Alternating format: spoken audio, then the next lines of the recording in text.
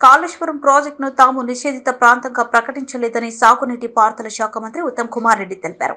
BRS నేతలకు Kaleshwaram project చూపించాలని అధికారులను ఆదేశించామని చెప్పారు. సచివాలయంలో మంత్రి విలేకరులతో మాట్లాడుతూ కాళేశ్వరంలో 25,000 కోట్ల రూపాయలు విలువైన పనులు ఎలాంటి డిపిఆర్లు లేకుండా కాంట్రాక్టర్లకు కేటాయించారని అన్నారు. గత ప్రభుత్వంలో 94,000 కోట్ల రూపాయల కాళేశ్వరం కోసం ఖర్చు చేసి 5 ఏళ్లలో 160 టీఎంసీల నీళ్లను మాత్రమే ఎత్తిపోశారని చెప్పారు.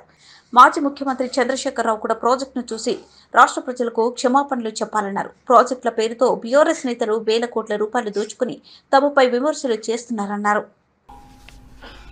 అంటే every year they are suppose to lift totally 180 TMC. 5 ఏళ్లలో మొత్తం లిఫ్ట్ చేసింది 163 టీఎంసీ. 163 టీఎంసీలో తిరిగి సముద్రంలో వదిలిపెట్టింది 51 టీఎంసీ. టోటల్ 5 ఇయర్స్ లో 94,000 కోట్లు ఖర్చు పెట్టిన తర్వాత total water lifted is 163 TMC. Water వదిలిపెట్టింది 51 టీఎంసీ.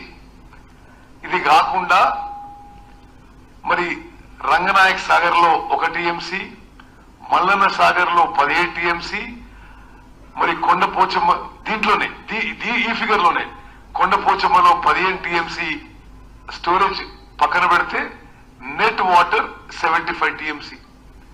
దాంట్లో ట్రాన్స్మిషన్ లాసెస్ 10 టీఎంసీ. ఇది కన్సర్న్ చీఫ్ ఇంజనీర్ ఇచ్చిన ఫిగర్స్, అఫీషియల్ ఫిగర్స్ ఇవి. వాళ్ళు 5 ఏళ్ల పాటు ఇచ్చింది